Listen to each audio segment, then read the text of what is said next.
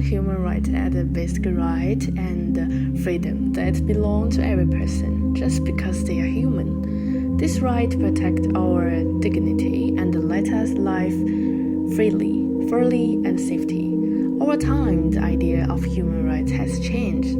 From early natural law thinkers who believed right came from human nature, to modern views that say rights should be protected by law and society.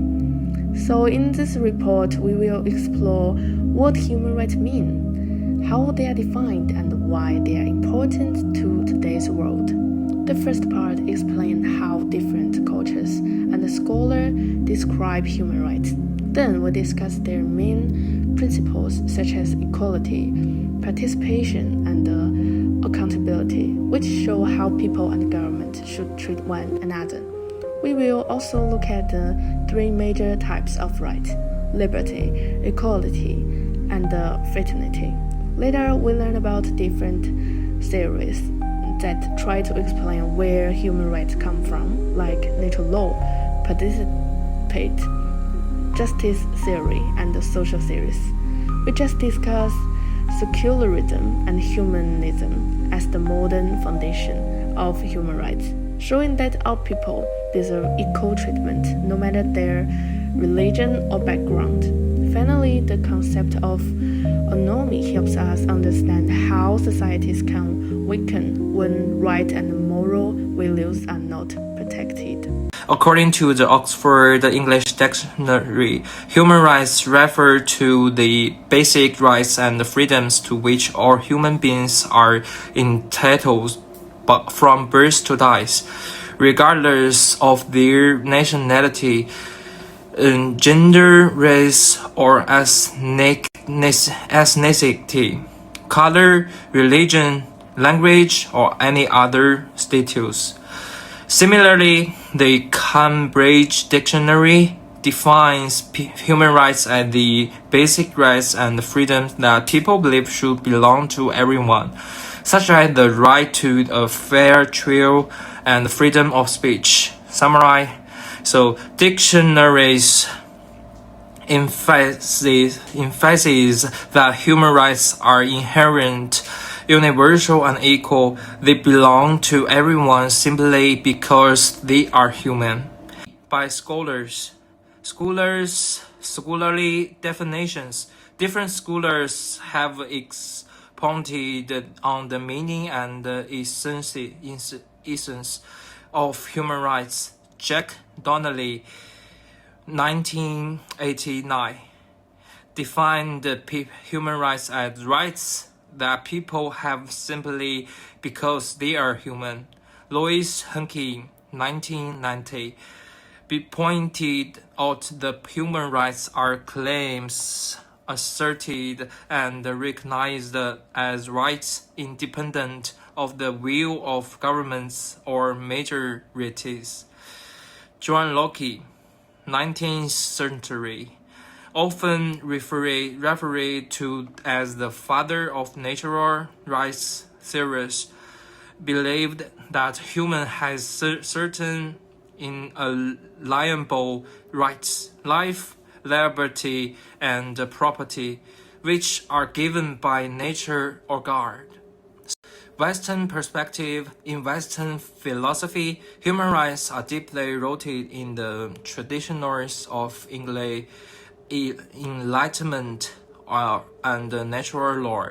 Philosophers like John Locke, Jean-Jacques Rousseau, and Thomas Jefferson Joy emphasize individual freedom, equality, and reason. Western thought holds the human rights exist prior to and above the state as inherent moral rights. The Universal Declaration of Human Rights, drafted mainly by Western centuries in 1948, reflects the belief that all individuals are rights that they should be protected by law. Summarize, the Western perspective focuses on individualism, freedom, and legal protection of individual rights. Eastern traditions often view human rights from a collective and moral perspective rather than an individualistic one. Confucianism emphasizes harmony, responsibility, and moral obligations in society. Rights are balanced with social roles and duties. In Islamic philosophy, human rights stem from divine law, Sharia, or are equal before God, and the rights are linked to moral duties. In Buddhist thought, respect for life and compassion from the ethical basis on protecting human dignity. Today, I will be discuss the principle of human right. The first principle is non-discrimination and equality. This means ensuring everyone enjoys their right equally regardless of gender, race, disability, or income. We must focus on those furthest behind to achieve equity and use an intersectional approach to address overlapping discrimination. Health information and service should also be accessible to all. So the second principle is participation. Communities and civil society should be actively involved in planning and decision making. By addressing power imbalance and valuing lived experience, we can design programs that truly meet people's needs. The third principle is accountability. Governments and institutions must have clear mechanisms to ensure rights are respected. These include oversight by national human rights institutions and the UN, and regulating private actors, for example, through tobacco advertising bans to protect public health. Next topic is about theories of human rights. There are basically a lot of theories that are related to human rights, but we are going to focus on these 5 theories. They are natural law theory, positivism or utilitarian theory, justice theory, social justice theory, and social scientific theory. For natural law theory, these theories are presented by John Locke, who proclaims that every individual has basic rights granted by nature over their life, property, and liberty because they are humans.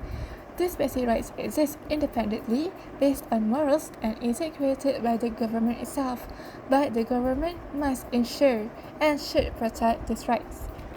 Citizens have basic rights that should always be protected, like the right to have freedom of religions that is recognized and approved by the important court cases.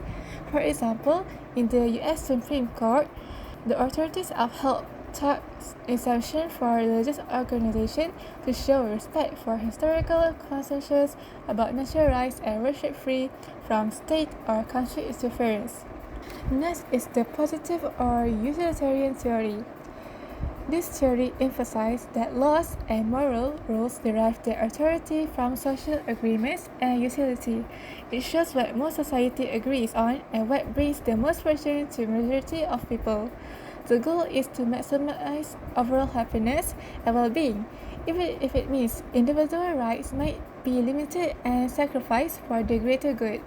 For example, is the trolley problem, where it's a core of moral calculus.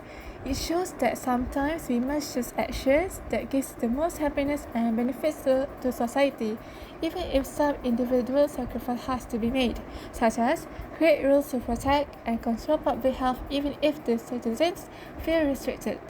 The third is the justice theory, that is founded by philosophers like John Rawls. It shows that society should distribute rights and resources based on fairness. It emphasizes on ensuring fairness and equality by applying principles chosen without the knowledge or bias of one's social background or position. In simple terms, we should make decisions like we didn't know our own wealth or status in society, so we can measure fairness for the resources sharing and rules as we create it without bias. Based on rules example, it tells us to create fair rules by pretending we don't know our standing and place in society, so everyone has equal chance and opportunity. It shows us the scenario of veil of ignorance to illustrate on how just the principles of those chosen without knowing of one's social status. Next is the social justice theory of human rights. This theory looks at human rights from the perspective of social fairness. It is about making sure that everyone, no matter the background, as everyone has equal protections and chances, especially for those who faces with unfair treatment like minorities, racial and gender discrimination. In the US civil rights movement, is where people fought to make sure that everybody is treated with equal rights and fairness regardless of one's background. And last but not least is social scientific theory of human rights. This theory studies human rights through empirical research and data, focusing more on how rights are implemented, works, and their real-world impact in real life. It uses methods of social sciences like surveys, case studies, and statistics to examine whether policies and laws effectively protect equality and dignity of the people. And the researcher uses data and surveys to check if the laws are really working to protect the human rights, or is the opposite.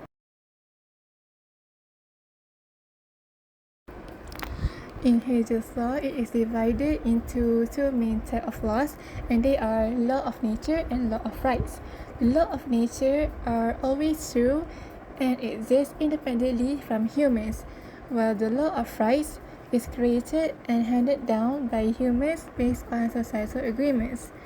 To have an understanding of laws of nature, we need to study the nature and natural world itself, whereas the law of rights depend on human decisions, society agreements, and social contract. In Hegel's theory, it explained that law of nature and law of rights may sometimes have a conflict with one another, so we must learn and accept them after a careful judgment. Regarding the law of nature, it's better to know that the law of nature can be viewed from two perspectives, and they are theism and atheism. Theism is a natural law that derives from God and divine will, whereas atheism is a natural law that comes and explains from nature, scientific understanding, and human reason itself. These both perspectives offer different views and insights for legal rights and morality, but they differ on the source of laws. Learning and understanding these ideas and perspectives help us see on how the laws and justice have been evolved by balancing human decision, belief systems, and nature itself.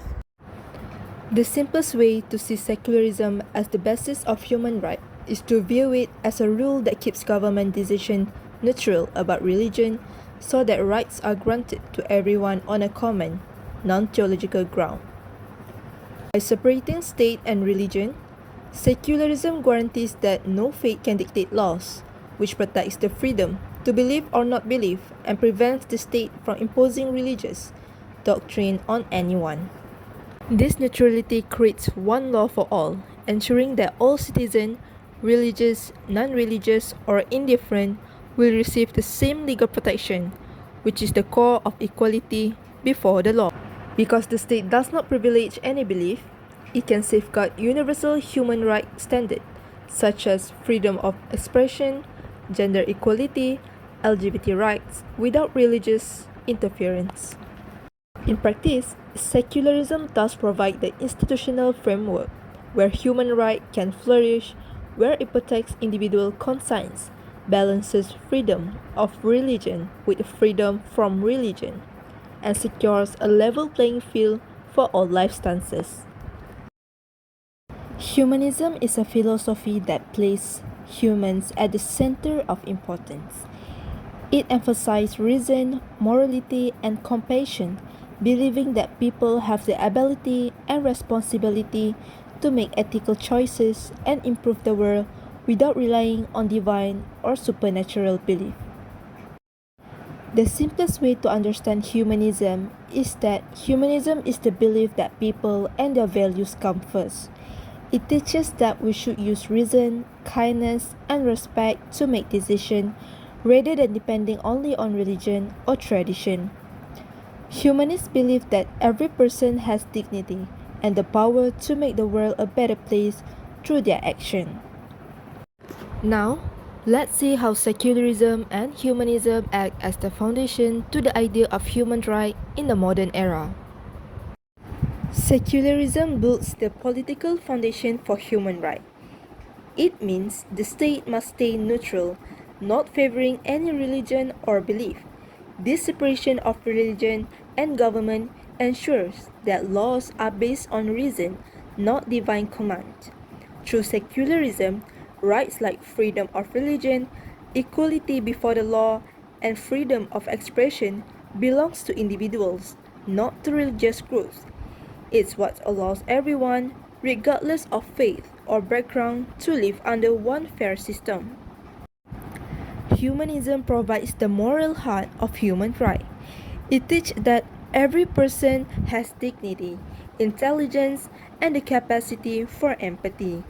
We don't need divine permission to care for others. We need compassion and reason. From this view, rights are equal and universal because they come from our shared humanity, not from religion or political power. Every human being deserves respect simply for being human. When secularism and humanism come together, they form the foundation of modern human rights. Secularism creates a fair and neutral space where laws can protect everyone. Humanism gives those laws meaning, reminding us that all people are entitled to life, freedom, education, and participation. Together, they shape documents like the Universal Declaration of Human Rights, ensuring that dignity and equality belong to everyone, everywhere. Anomie by Durkheim. Emile Durkheim introduced the concept of anomie in his work The Division of Labor in Society and Suicide. He described anomie as a state of normlessness. When social norms and moral guidance weaken, individuals lose their sense of purpose and belonging. Durkheim believed that rapid social changes, industrialization, or breakdown of community values can lead to anomie, resulting in social instability and increased deviant behavior. In simpler terms, anomie occurs when society fails to provide moral regulation, leaving people uncertain about what is right or wrong. This lack of guidance weakens social cohesion and collective morality. Example, during economic crises, unemployment or inequality can make people feel disconnected from society's shared goals, leading to feelings of alienation and hopelessness. B. Anomie by Merton. Robert K. Merton expanded Durkheim's idea in his strain theory. He argued that anomie arises not just from normlessness, but from a disconnection between culturally approved goals and the legitimate means to achieve them. In every society, people are encouraged to pursue success. However, when legitimate paths are blocked, individuals may experience strain and turn to deviant or illegal means to achieve those goals. Merton identified 5 types of individual adaptations to this strain: conformity, following rules and pursuing goals legally; innovation, pursuing goals through illegal or unethical means; ritualism, following rules without caring about success; retreatism, rejecting both goals and means; rebellion, creating new goals and new means. Merton's theory connects anomie with social inequality and opportunity gaps, showing that when systems are unfair, social disorder increases. See anomie and its relation to human rights. Anomie and human rights are deeply connected through the idea of social stability, equality, and moral regulation. When societies fail to uphold justice, equality, and access to opportunities, core principles of human rights, individuals experience alienation and mistrust. This creates a fertile ground for anomie. Human rights frameworks, such as the Universal Declaration of Human Rights, aim to reduce anomie by ensuring that every individual has access to equal opportunities, fair treatment under the law, and a moral and social system that promotes dignity and belonging. In the end, Human rights are about treating people with fairness, respect, and equality. They are not just political ideas, they affect how we live every day. From freedom of speech to the right to education and safety, these rights make sure every person can live with dignity. Secularism and humanism give strong reasons why human rights should exist. Secularism keeps government fair and neutral toward all beliefs, while humanism reminds us that everyone has value and the ability to make moral choices. When these two ideas work together, they make sure human rights apply equally to everyone. At the same time, thinkers like Durkheim and Merton show us that when societies forget justice or allow unfair systems to grow, people feel lost and disconnected, a situation called anomie. Protecting human rights helps prevent that by giving people hope, fairness, and a sense of belonging. Overall, human rights are not just laws, they are the foundation for peace, equality, and a better society for everyone.